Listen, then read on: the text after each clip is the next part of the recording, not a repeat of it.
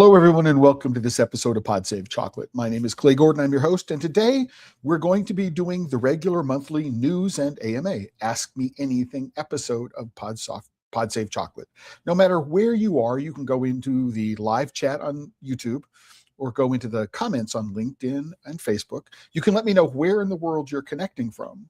And if you have a question about anything I might be talking today or a comment that you'd like me to address, you can, again, go into the live chat on YouTube. While you're there, please like, subscribe, share, do all the things. Or you can go to LinkedIn and Facebook, follow me if you're not already following me. And then we can get those shout outs up on screen and get those questions answered.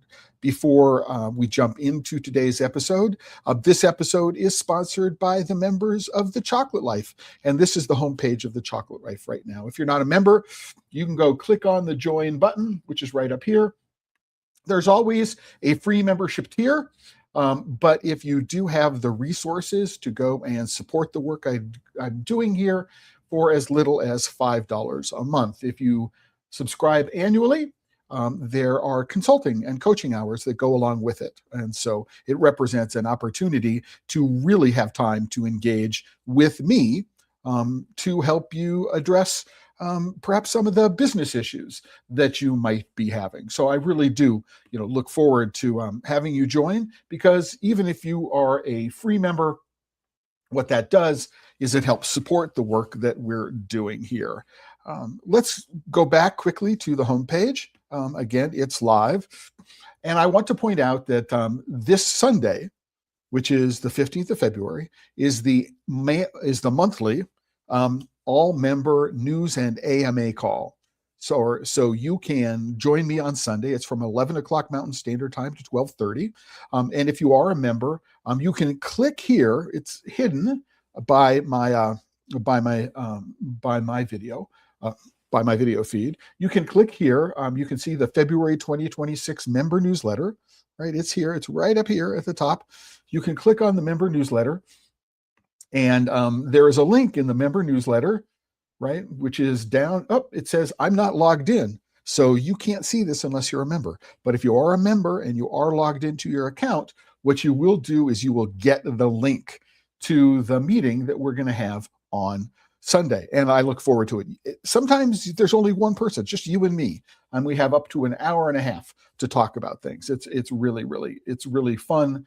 It's always interesting for me to get to know the members and to answer your questions. So that's something you will see here. All right, the February News AMA is on this Sunday. I announce it every month on the site. Now, with that, let's go take a look at this post. And for every episode of Pod Save Chocolate, I put together a post. This is episode 180. So that's pretty cool. And this is a run of show. I'm not going to be, none of these episodes is scripted. This just gives me an order that I can follow that we're going to be talking about. So the first thing I want to be doing today, I'm going to jump past the ongoing saga of the cost of cocoa. We'll get there, but I want to point out that the 5th season of the Craft Chocolate Challenge is upon us. If you are a specialty chocolate maker and you'd like to enter the challenge, right, which is free of charge, the only expenses to enter the challenge are the cost of the bars you will be sending and the cost to ship them. There's no separate entry fee or anything. What you can do is you can click on this link on the Chocolate Life, and you can go to the Craft Chocolate Challenge website. This is the homepage. Go to the Craft Chocolate Challenge website, and you will be able to enter. You have to enter by the 21st of February, and the samples must be received by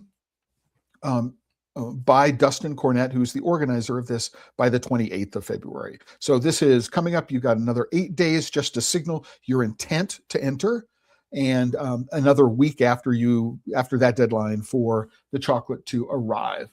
Now, it's a challenge, I know, especially from overseas, if people are going to want to enter. Shipping stuff into the United States without the de minimis exception of anything up to $800 came in free of tariffs is a real challenge. But it is something that is really beneficial. And if you are if you're a small chocolate maker, you're interested in getting feedback on your chocolate from a wide range of judges without having to pay for it, the Craft Chocolate Challenge is a great thing to do. So if you click on the season 5 link at the top of the page, there's another link to the entry form, but there's also a list of official entries.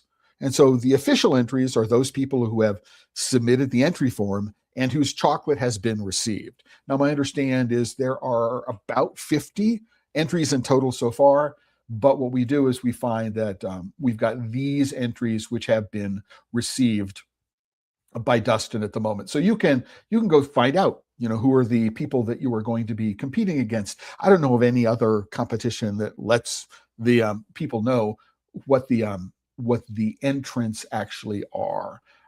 And then another thing I want to point out about this year is that there is a GoFundMe to help keep this going. All right, so there's a link on the homepage to the GoFundMe, and if you go to the homepage of the Chocolate Life, let me make sure that. Oh, this is interesting. Have I opened it up? I've opened it up in a new window. Okay. If you go to the episode, the post for today's episode, there is a link to the homepage of the Craft Chocolate Challenge, and there's also a link to the GoFundMe. So both of those things are there. Having said that, let me go back. Oh, and by the way, I'm one of the judges. I'm actually the head judge for the challenge. And this is the 4th year I will have been doing it. So I've done it every year, but the first year. And it's really, really a fun challenge for me to judge. And I will be having conversations with Dustin about the judging process, and we will announce the winners here on an episode of Pod Safe Chocolate after the judging is done. But having said that, let's go and go take a look about the ongoing cost of cocoa, the ongoing saga of the price of cocoa. And if you're a chocolate maker, this is something that I recommend you do on a regular basis. Go and look at what the price of cocoa is and what it is that analysts are saying about the price of cocoa. So we're going to go first to this graph from Trading Economics. And I've turned my VPN off here. So if there are ads and pop-ups, I apologize. It's because I've got my VPN off to make sure that the video that I'm feeding here, we don't get stuttering in my video. But what it says here is that cocoa prices have extended their downward trend to below $3,700 US per metric ton. Wow. I mean, when we think about where it was December of 2024, it was up above 10,000 and it stayed above 10,000 for quite some time. The fact that we're down below $3,700 per metric ton, which is near the lowest level since October 2023. Let me go and make this a little bigger. Is really, really quite remarkable. And if you go take a look at the graph, you're going, oh my gosh, what's going on here? What's going on here? And this is ridiculous, right? And if you're buying cocoa, you're not seeing these prices, right? Because because the stocks that are in place, or if you're buying chocolate especially, but the stocks that are in place are stocks that were purchased at much higher prices. And people are going to want to get as much money as they can for the cocoa they paid high prices for before the price of cocoa is going to come down, or the price of chocolate is going to come down for small makers. But what it means is that the days that farmers are making significantly more money than the cost of production are over, at least in the short term. So let's go there. What are they saying about why this is? Near the lowest level, as the market balanced weak global demand against higher supply. So what that means is, right, there's a lot of there are more stocks present. So and there's more cocoa expected. But what has been happening over the course of the last year with the high price of cocoa is that the big chocolate makers have reformulated to use less cocoa. They're exploring using alt.cocoa, cocoa alternatives, to make chocolatey or chocolate adjacent products. And so as there is confidence in the increase in the amount of stock, right, there's a weakened demand in terms of how much cocoa people are actually purchasing. And that's what's happening in terms of driving down the price of cocoa at just a very, very high level of thinking about it. So let's go take a look. Again, let's go take a closer look at the futures market. And this is from barchart.com. And what we do is we find that if you were going to buy a contract, whatever the contract is, in terms of quantity, it's probably around 10 containers or something like that, you're going to be paying $3,600 per metric ton. And you can see that it is, even if we go forward to December of 2027, which is up here, I mean, we're still trading in a very, very narrow range, right? So, what does that all mean that we might say? Let's go take a look at something which is here. So I try to put some interesting sort of industry stats as a part of just the let's go look at what the market is doing. And here is something that was published by Cocoa Radar in the last week. I mean, I like Tony Myers. I admire him for what it is that he has done with Cocoa Radar. He has been able to generate demand for a newsletter about the industry in a way that no one else has, and it's in incredible admiration for him in terms of his ability to be able to do that. So one of the things that he wrote about earlier this week is that there is an uncomfortable number that we need to take a look at, which is that for every ton of cocoa that leaves West Africa, an estimated 4,400 euros in value is destroyed, extracted, or left on the table. Let's close that, or left on the table. So if the price of cocoa, let's go take a look. Did we get the ICO prices here? I've got it in US dollars. Let's scroll back up here. Let's go take a look at, let's go take a look at the ICO pricing stats. They're here. ICO pricing, what we do is we find that yesterday's price, so this is yesterday's price, the 12th of February. Yesterday's price was 2,600 pounds, or 3,000 euros per ton. 3,000, the daily price was 3,000 euros per ton. If what the people at Cocoa Radar say is true, that 4,400 euros is destroyed, right, or left on the table in producing countries, right, and by a supply chain that has barely changed in decades, right? So not all of that, the reporting goes on, is recoverable, but a significant portion of it is, perhaps half, as much as 2,000 euros per metric ton, is being lost to failures that are structural, not necessarily inevitable. So half of this value, 2,000 euros per metric ton of value, is lost through fermentation, bad fermentation, and I would put drying in there probably as a part of this. So bad post-harvest processing practices, opaque intermediaries, and seasonal operations that leave factories idle and pod rotting on trees for months at a time, and that a traceability gap that the EUDR is about to make obvious. So this is something that we should all be aware of, that there are structural and other inefficiencies in the system, right, that contribute to massive amounts of waste, right? And we can address a lot of the shortfall in the cocoa supply by addressing these structural inefficiencies. So maybe we don't need to expand planting. What we need to do is we need to reduce loss.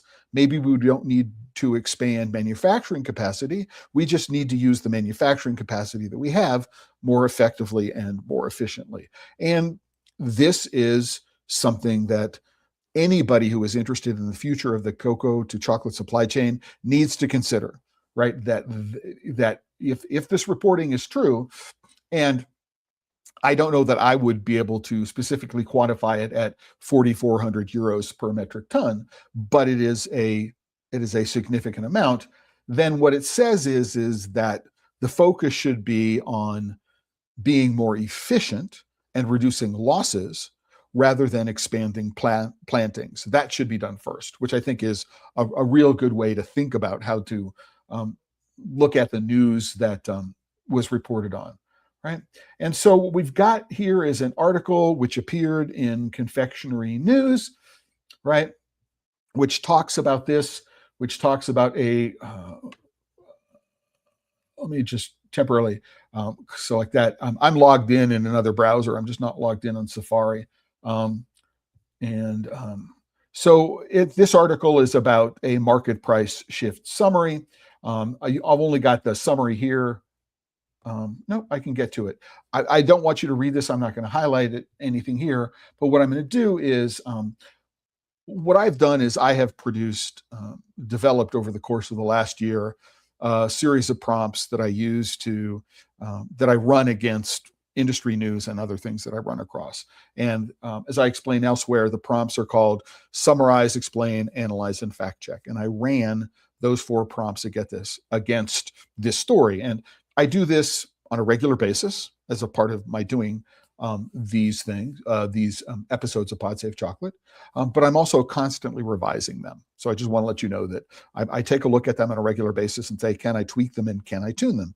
Because I have learned really, really importantly that how you ask a question, use it to an LLM. So how you ask a question to Claude, or how you ask a question to ChatGPT or Gemini or anything, or any of the other large language models out there is really important, right? And which large language model you can send the same prompt to 2 different LLMs and get very, very different responses. So I just want to let you know that, I take a look and tweak these. Sometimes I can ask the same prompt sequentially, right? And I will get very, very different answers. And I do this at times just to see what's going on. But I did run my series of prompts against the Confectionery News article. And what I got was cocoa prices have fallen below $4,000 per metric ton for the first time since November 2023, after a year of extreme volatility. The core driver is weak buying interest, right? Weak buying leading to stock accumulation in key origins producing country, especially in the Ivory Coast and Ghana, alongside forecasts of sizable global surpluses in the current harvest year and the next harvest year. And so a lot of what's happening in terms of the driving down prices is that there's an expectation that there will be a large surplus of cocoa this season as well as next season. And when there's a lot, prices tend to go down. Things that are scarce tend to be more expensive, right? But this weak buying interest is we have a lot of stocks, right, that we paid a lot of money for, and we've again changed our formulations and are looking at alternatives to cocoa. And so we're driving down the costs there. So these are the things. However, so those are the dynamics that are driving this change in prices. However, one of the things I did note that the article's bias is towards digestible, lightly analytical copy that supports ongoing engagement with the publication. That makes a lot of sense. They want you to come back. Hey, here's a little tidbit. Come back and read more, right?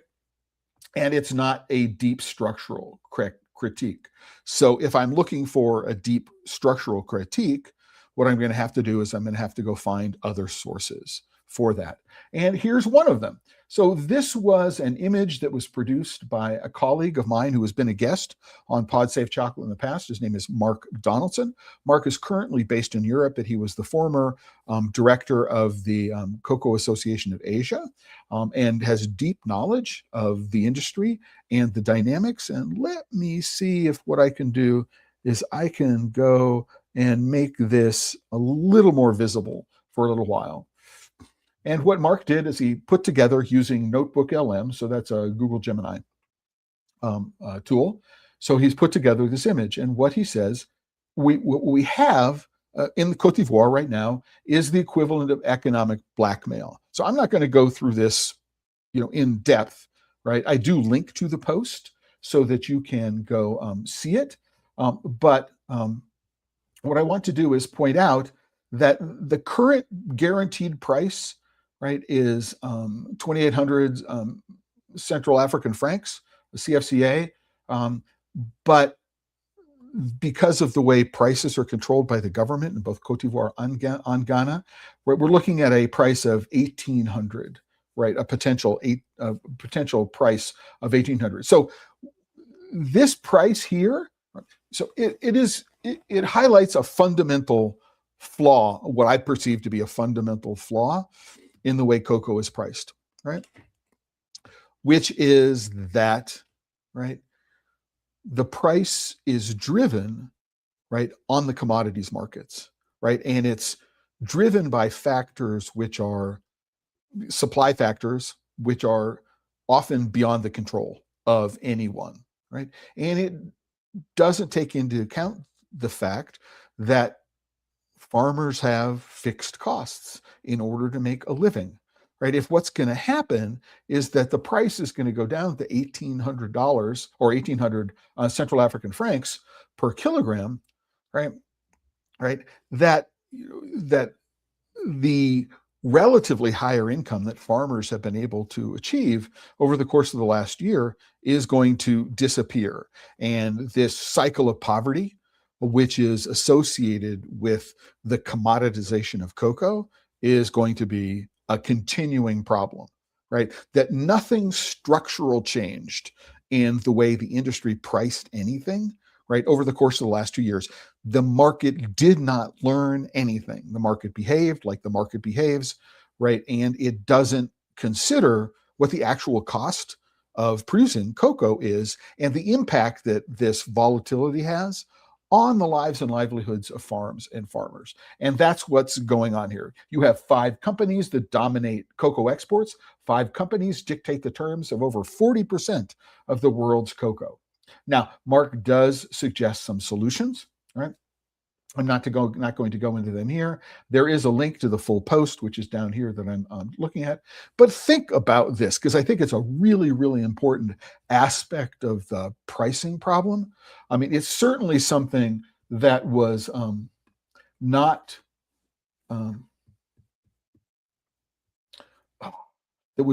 discussed by the Confectionery News article, which is one of the reasons why I wanted to point them out back to back, right? There's no deep structural critique of what's going on, right? This is looking at a deep structural critique, right? Multinationals slow purchases to force price drops by exploiting a market surplus despite state guarantees covering financial risk. I mean, in Ghana, the government of Ghana is having trouble paying the farmers. I mean, it's a real challenge. There's the challenge for major disruptions beyond what it is that we've seen so far. So going into the comments, so I just want to say, James, who is watching on YouTube, says, market prices in Colombia is down to $3.39 US a kilogram. It was hovering around 10 for most of the last year. Absolutely. And James, one of the things which is important to understand is that in Colombia, I do not believe that the government controls the prices.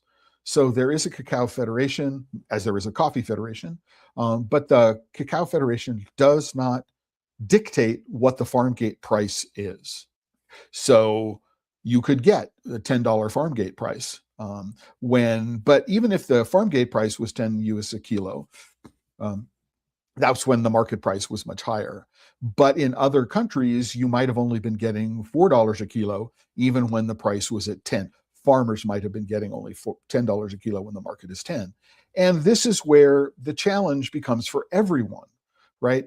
Is if the futures price of cocoa is under $4,000 a ton, then the farm gate price of cocoa has to be below $4,000 a metric ton.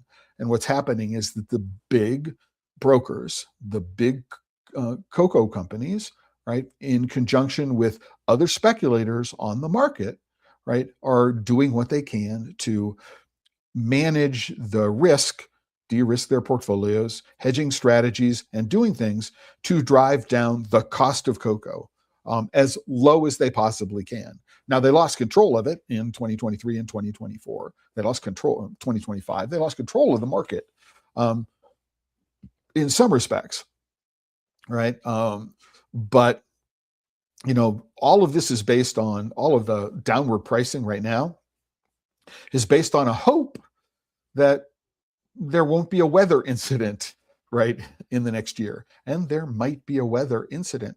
People should plan on there being weather incidents, right? These are completely predictable, right? So it's really, really important. And James, thanks for pointing that out. And, and if you're connecting from Colombia, great. Thank you very much. I was in Colombia in 2022. I flew into Bogota, then went up to Valledupar, up into near Santa Marta and Minca, up in the mountains, and then towards Necoclí. A fabulous trip. It's just really, really lovely. And there's a post. If you search on the Chocolate for Colombia photo blog, you'll see a lot more about the trip. It was a beautiful country, lovely people, great food.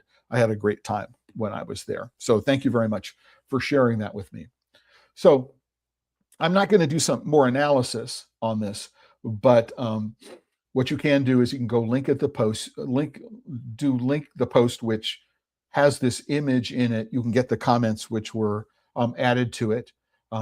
But this is the kind of deep structural critique, right, that needs to be done when we have these kinds of stories, right? And we also need to do sort of a deep structural technique, this sort of reality check on this story from Coco Radar.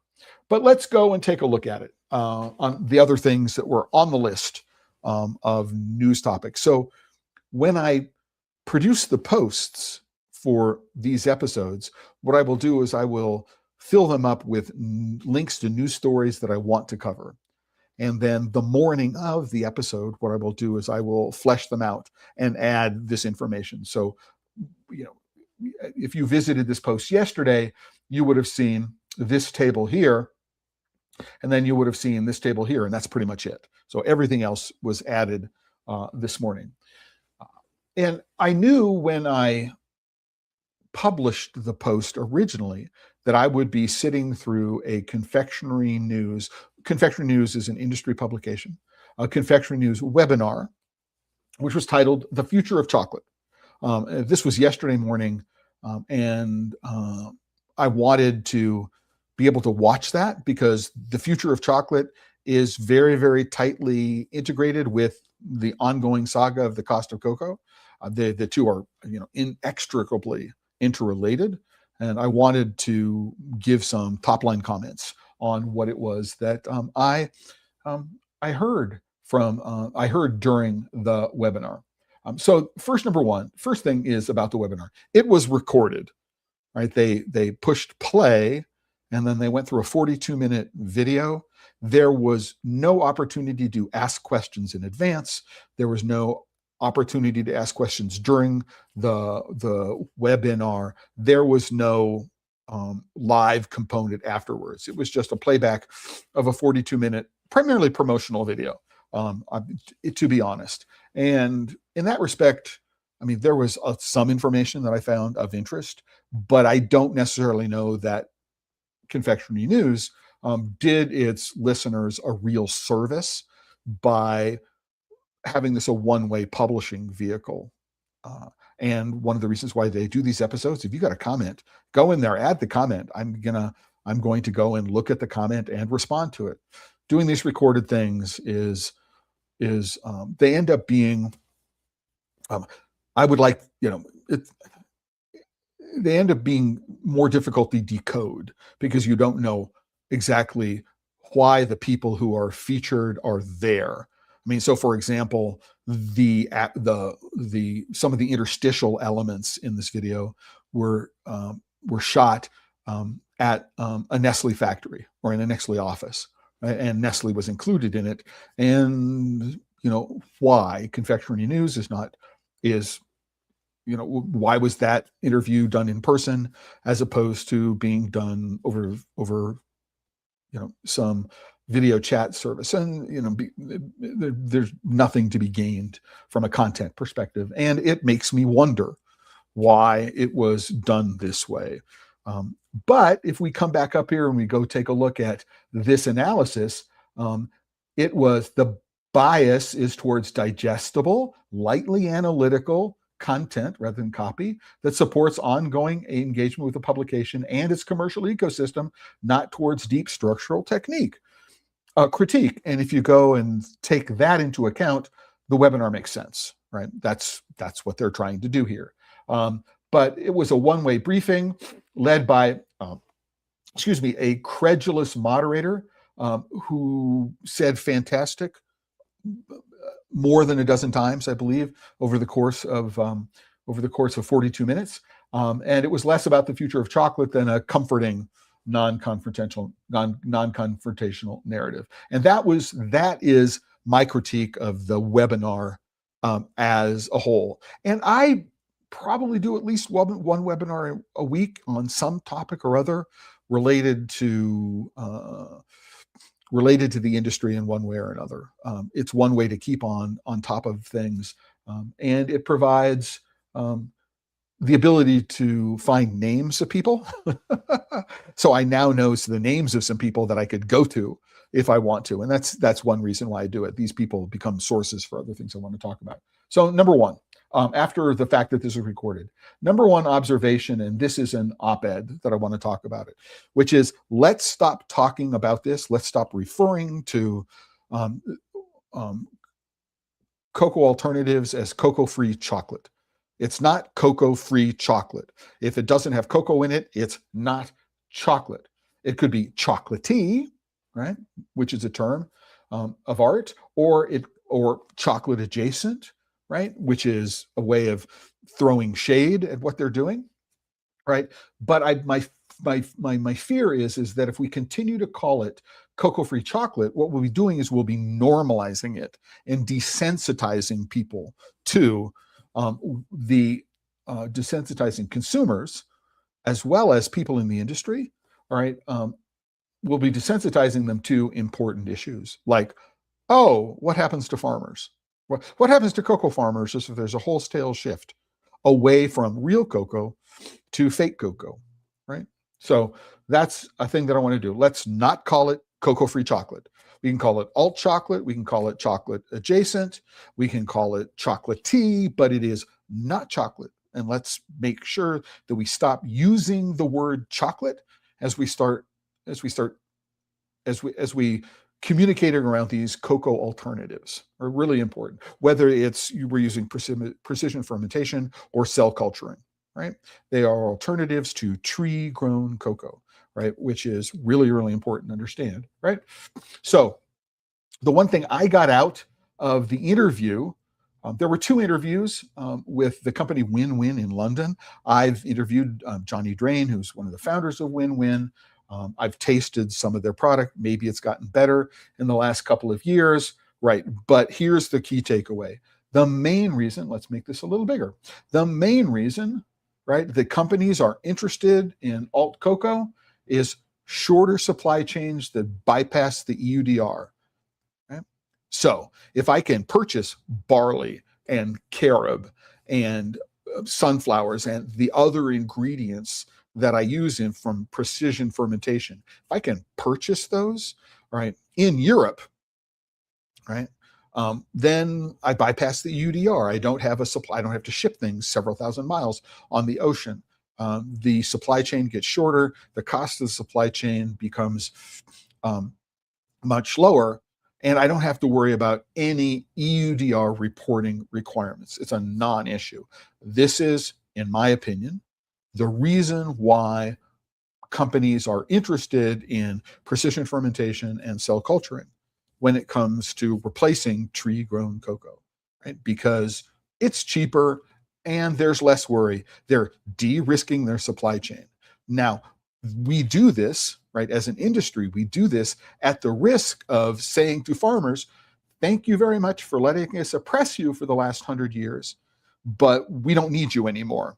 And all of the problems that have been created, right, by this systemic lack of investment by the chocolate industry and cocoa farms and cocoa farmers is just going to be swept under the rug, right? We don't have any responsibility for it, right? You in Ghana, you the government of Ghana, you the cocoa farmers in Ghana, you the Ivorian government, you Ivorian cocoa farmers, you figure it out. right? Because we found a way to produce a chocolate that in many respects is functionally identical to natural cocoa. But we don't need you anymore. So bye, bye, bye. Thank you very much. So that's the real risk here. While they've de-risked their supply chain, the risk of abandoning farmers is not one that we can overlook at all. And, irrespective of, does it act like chocolate? Does it work like chocolate? Does it smell like chocolate? Does it taste like chocolate? But what do you think? I mean, if you're interested in the idea, I mean, the technologies are fascinating, right? And as a tech geek, I'm really interested in them.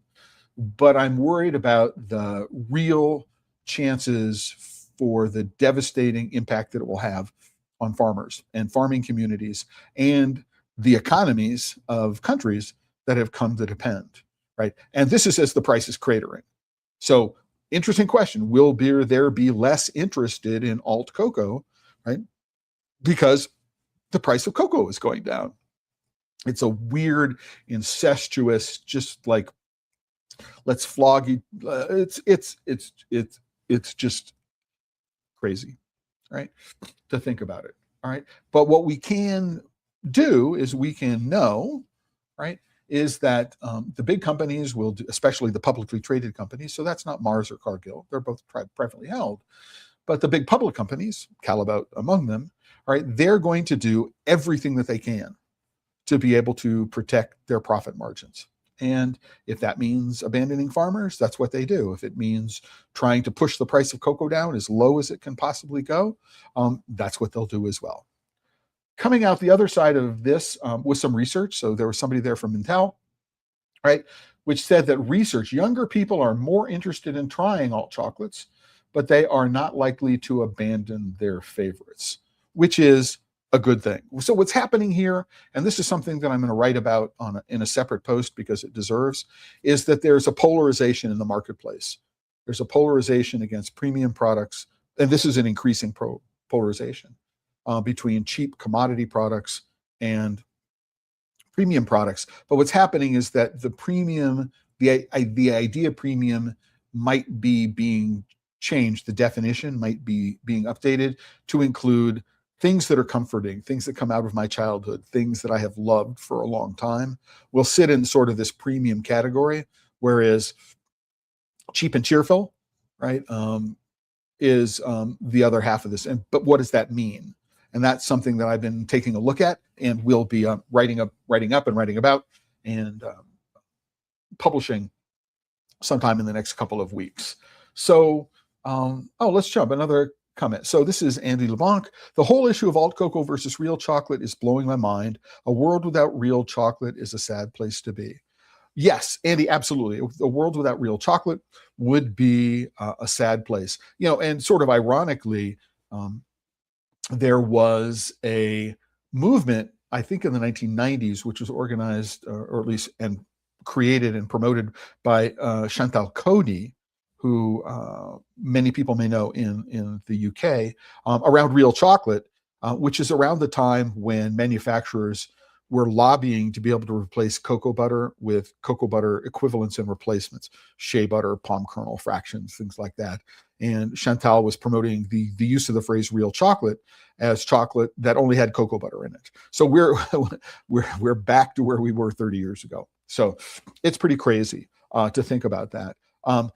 What will happen here, Andy, is that, I mean, if there is, taken to an extreme, this polarization that I talked about, what's going to happen is that chocolate made with real cocoa beans is going to become more and more and more expensive.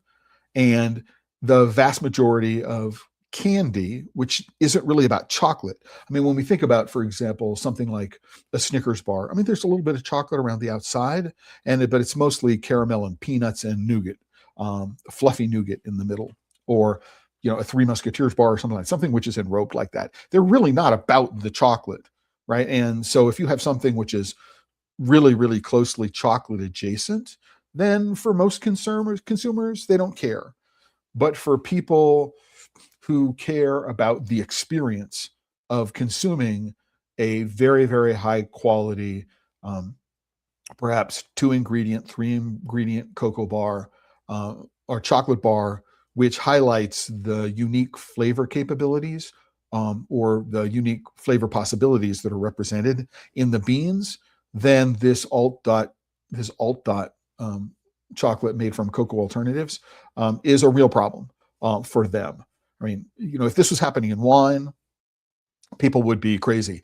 But what's also interesting is we see the dumbing down of products a lot in areas like olive oil. So here's something, something I learned, Andy, a little while ago, and we don't think about it, is that in order for a bottle of olive oil to be labeled Italian, right, all it has to be done is be bottled in Italy.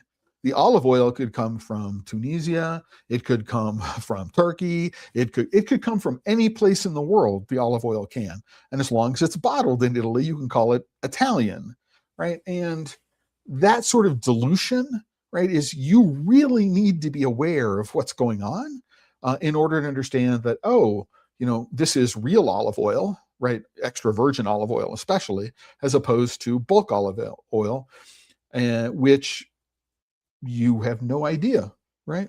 Unless you read really, really closely on the labels what's going on. And so this is the dilution of the idea around what the chocolate experience can be, arguably what the chocolate experience should be, that we're seeing right now. And I think that's where a lot of the damage is going to be done.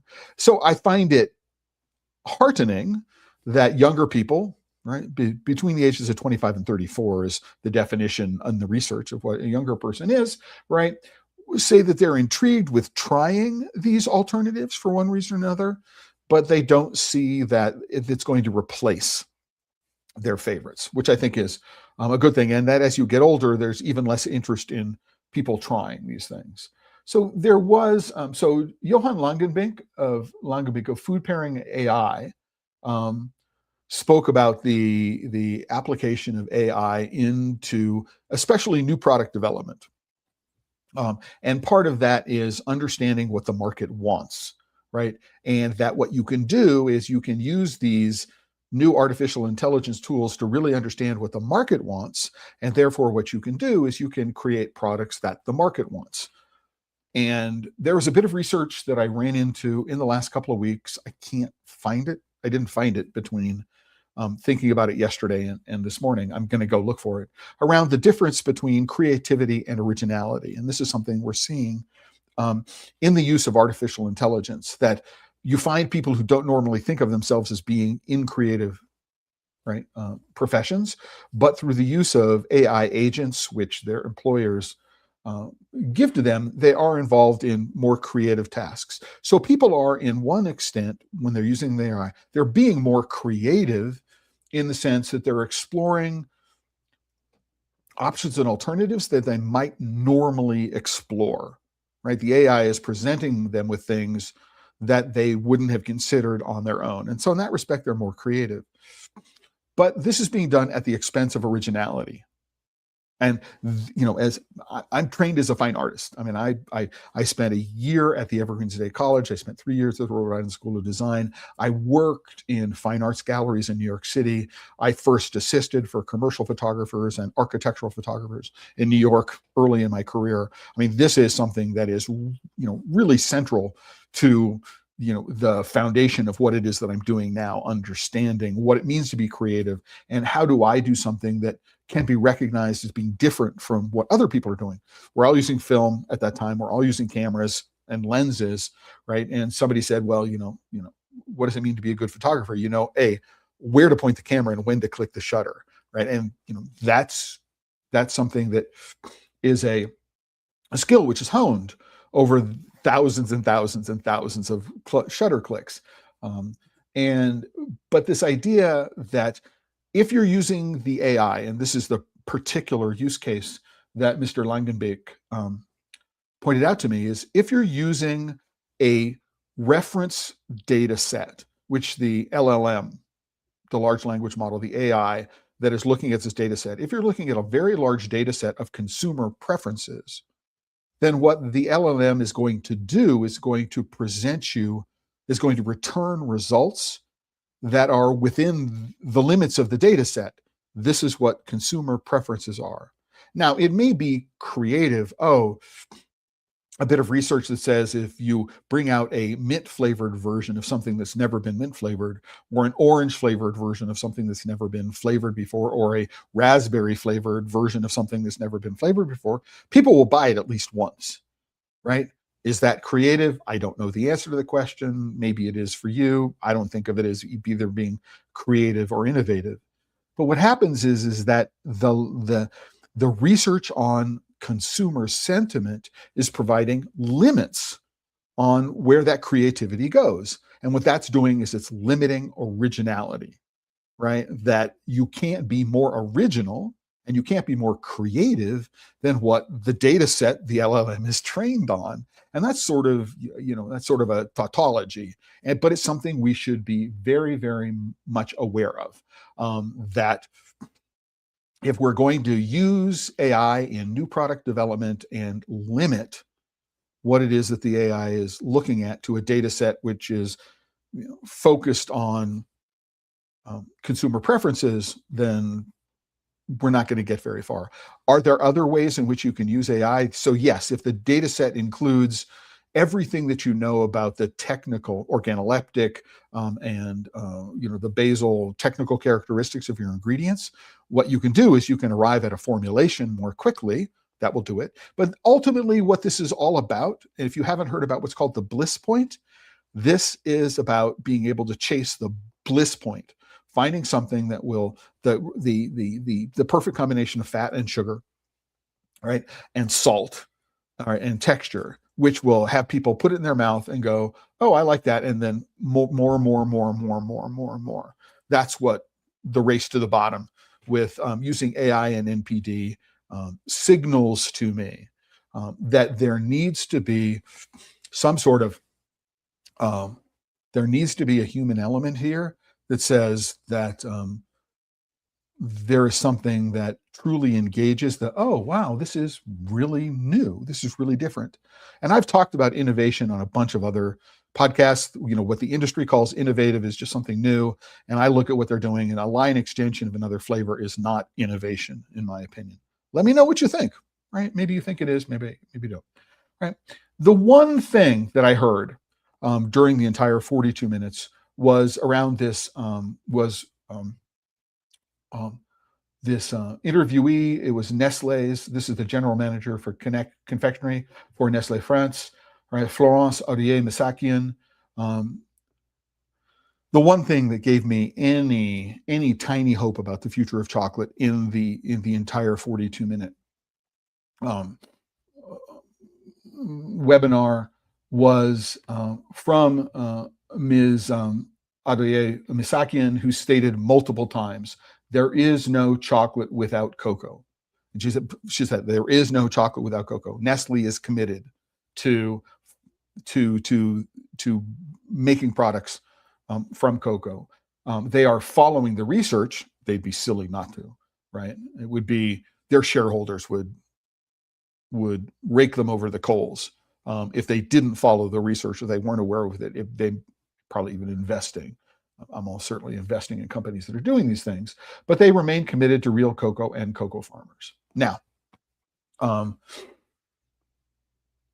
not necessarily a huge fan of the Cocoa Plan. I read their reports and I am careful about what's going on, what they say. I'm not convinced that they deliver the impact that they say that they deliver, and I'm not convinced that what they're doing is scalable, because they tend to work with comparatively very small numbers of farms and farmers. Now I'm going to jump ahead really, really quickly. And I've got an episode of Pod Save Chocolate on February 24th, which is going to feature Terry Collingsworth of International Rights Advocates. And Terry has been a guest on the Chocolate Life Live and Pod Save Chocolate before. The International Rights Advocates has taken cases against Big Chocolate here in the United States all the way up to the Supreme Court. But there was a Cocoa Radar headline earlier this week, so I reached out to Terry right away. And the headline is, "A Judge Allows Child Labor Lawsuit Against Chocolate Giants to Move Forward." Right? And again, I used my list of LLM prompts. And the TLDR is that a DC Superior Court judge has allowed a consumer protection lawsuit against Mars and Cargill, right, both of whom are domiciled in the United States, and more narrowly Mondelez, to proceed alleging deceptive marketing around child labor conditions. Now, there has been no traction in getting the industry held accountable for tort law and labor law and things like that, in part because we're in the United States, and where's the injured party? They're in a foreign country, right? So there hasn't been. But what they can say is that you, Mars, you, Cargill, have been marketing around the way you are addressing these child labor issues in a deceptive way, and we can hold you accountable for deceptive marketing claims. Pretty crazy when you think about it. That this is where we go. But I will be talking with Terry Collingsworth about this issue on February 24th. So 11 a.m. Mountain Standard Time. Just put it in your calendar. Pod Safe Chocolate with Terry Collingsworth on February the 24th, Tuesday. It's going to be really, really interesting. But one of the things that came up, right, in my analysis of the lawsuit is if the suit receives a favorable ruling and survives the inevitable appeals, right, this has implications for even the smallest specialty chocolate makers, right? And I don't necessarily, this is something I will get into with Terry, and which is really, really interesting, that if we're going to go on a consumer protection lawsuit kind of way, you are deceiving consumers about the representations you're making about your ethical, sustainable supply chain, then if you misrepresent anything, you could be held accountable in a consumer protection lawsuit. And this is not just really big companies, but it's the smallest companies. And so this may be careful what you wish for. Although I think in general, holding everybody to better account for what they're talking about is a really good thing. So let's say, again, Andy, a friend once said, a computer is just a tool. It can't make an artist out of one without a creative brain. I see AA in the same vein. Yes, it's just a tool. But one of the things about AI, LLMs, and their ability to generate images and generate video, and as compared with, for example, a paintbrush or a camera, is that if I'm using a camera, I can only take a picture of what's in front of me, right? If I am using a paintbrush or I'm drawing, I can draw a fantastical or paint a fantastical view, but there are limits to what it is that I can do, right? When we're working with LLMs, we have the ability to bend reality in ways that are really, really difficult to do with the tools that most people have access to.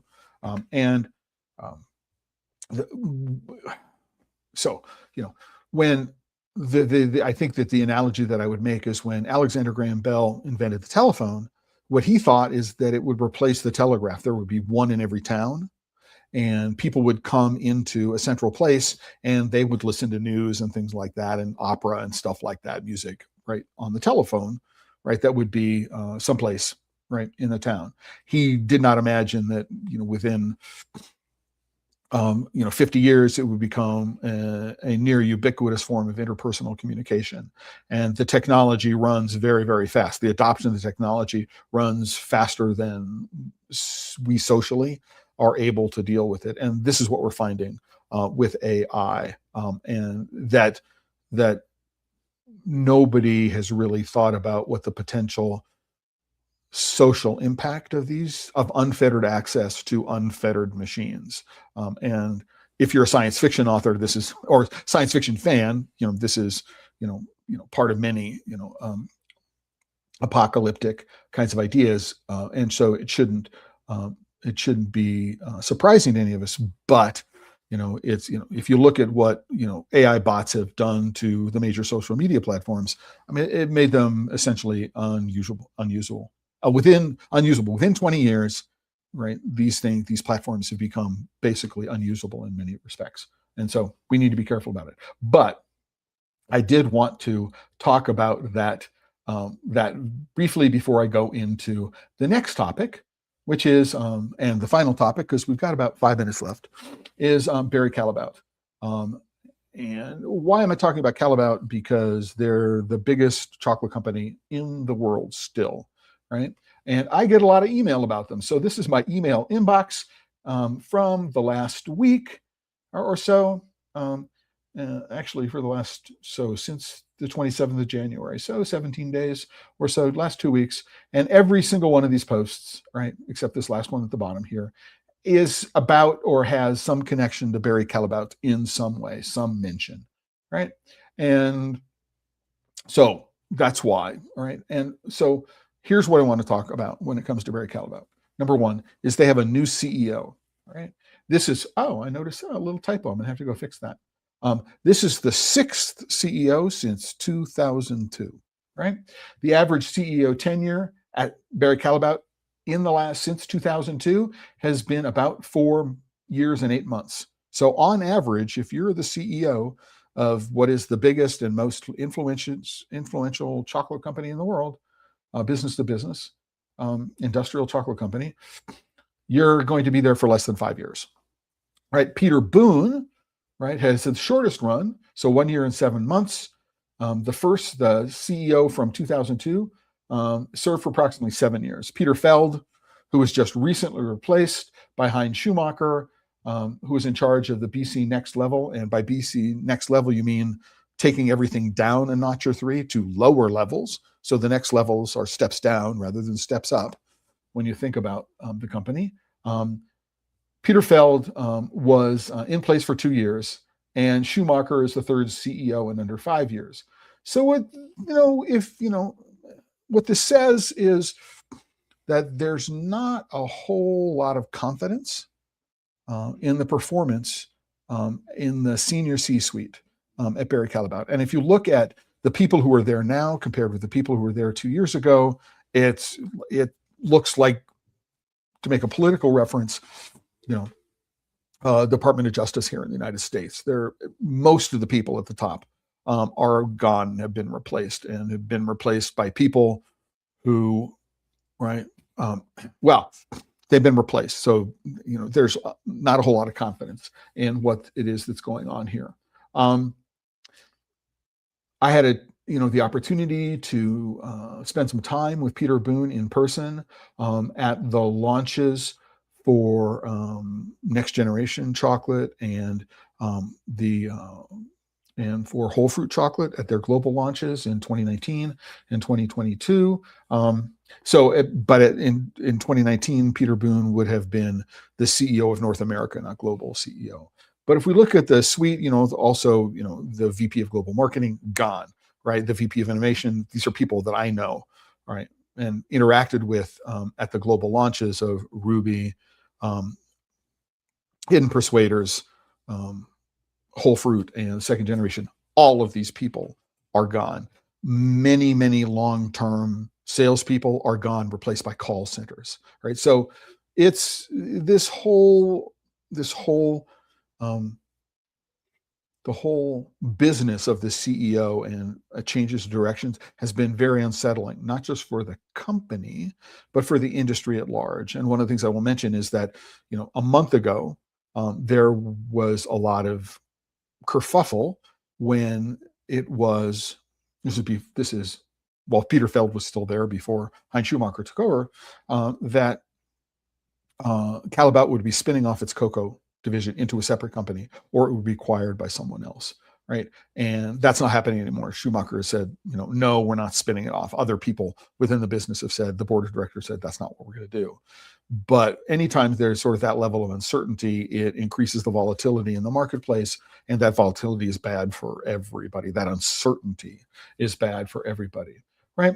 But what I want to go back, and while I did say at the beginning of this, I have utmost respect for what it is that Tony Myers has done at Cocoa Radar in the relatively short time that it has been being published.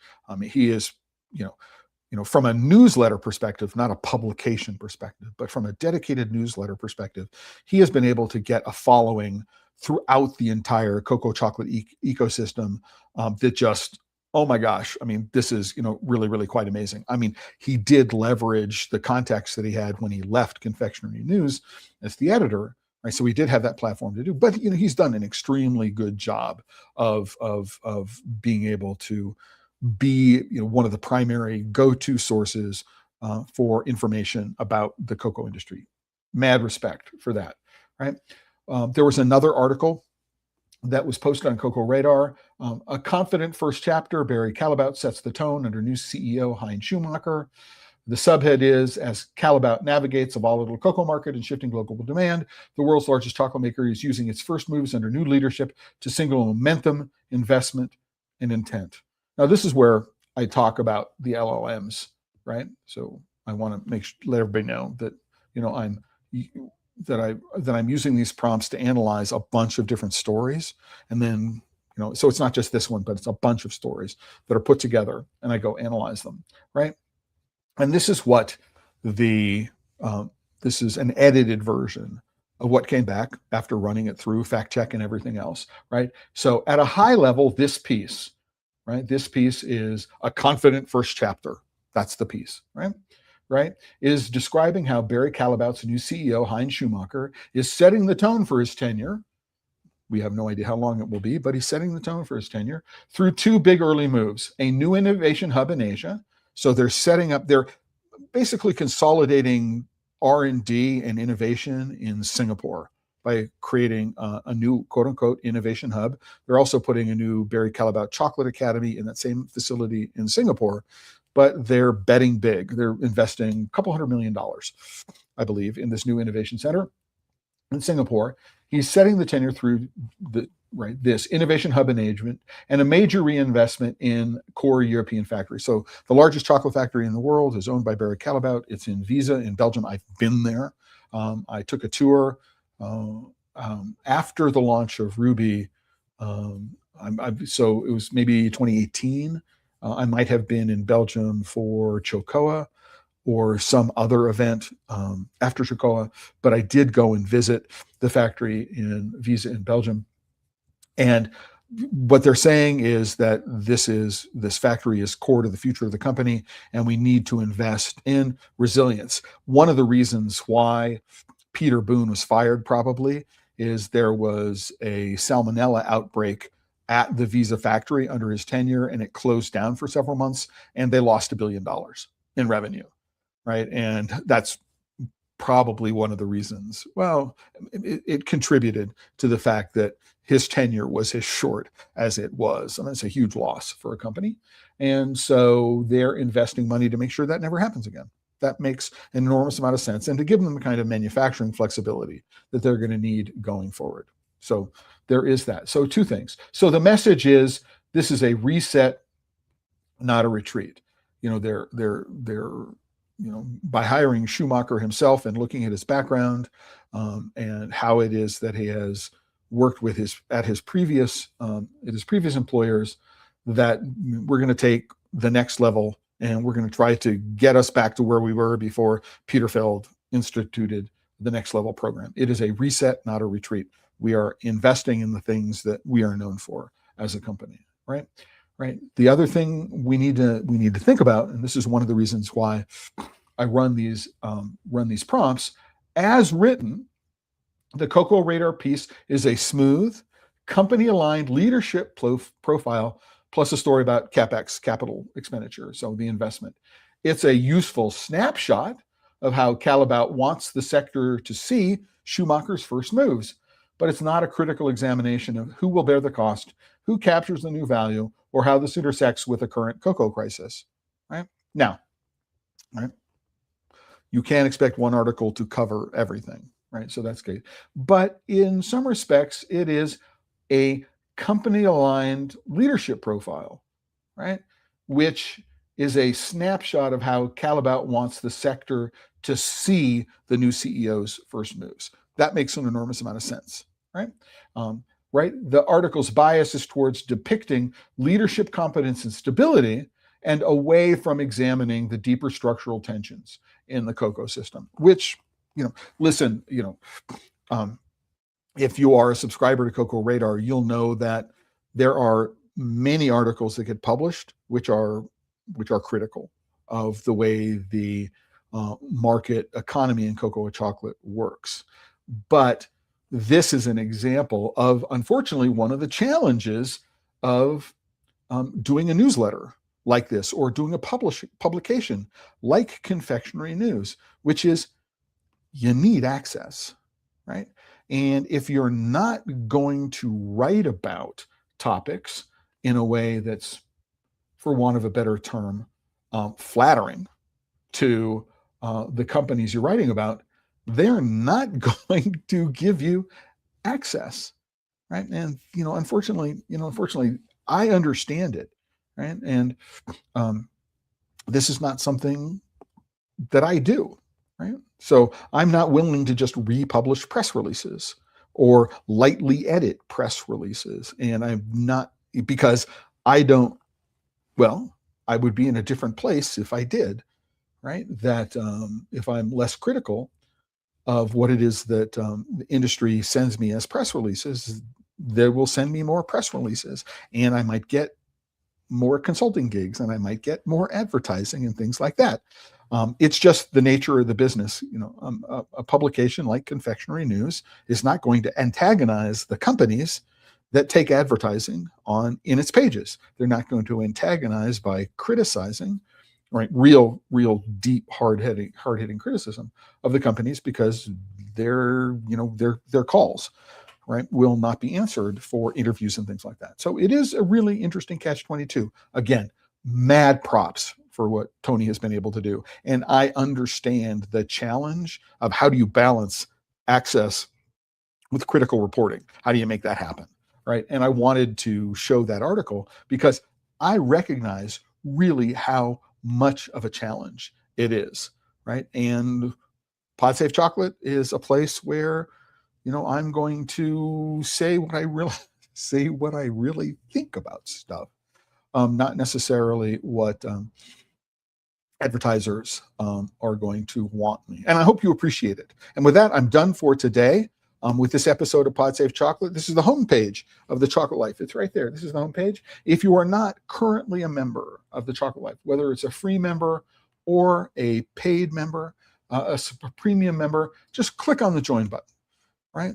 There are memberships which start as low as $5 a month, premium memberships which start as low as $5 a month. And notice that there is always a free membership. Since I started the Chocolate Life in 2008, there has always been a free membership. But if you do have the resources to support the work that I do, it's as little as $5 a month or $42 a year. And as you get towards the higher levels, the leader, champion, and guru level, these include coaching and consulting hours. So if you are in the business of chocolate, you want to be in the business of chocolate, you got something going on, and you'd like to have input from somebody who's been talking about the industry for 25 years or more, become a member of the Chocolate Life, and it will be a part of the relationship that we developed. And just as a quick note before I go, last thing I want to say before I sign off, which is 2026 is the 25th anniversary of my professional involvement in this. In June of 2021, I spun up, for want of a better term, chocophile.com, which is my first shingle out on the internet, June of 2021. I did a 20th anniversary celebration tasting, and I'm in the process of organizing a 25th anniversary celebration tasting. And details about that celebration tasting will be coming out in the next couple of weeks. And I hope that in June, you'll be able to join me live. We'll be doing this online, a tasting. So we'll be sending you can purchase tasting boxes. The tasting boxes will come to your home. We can join together online, and we'll do a guided chocolate tasting of 25 years of the Chocolate Life. And until then, everybody, remember, if you're working with chocolate and you're not having fun, you just might be doing it wrong. Until the next time, everyone, ciao.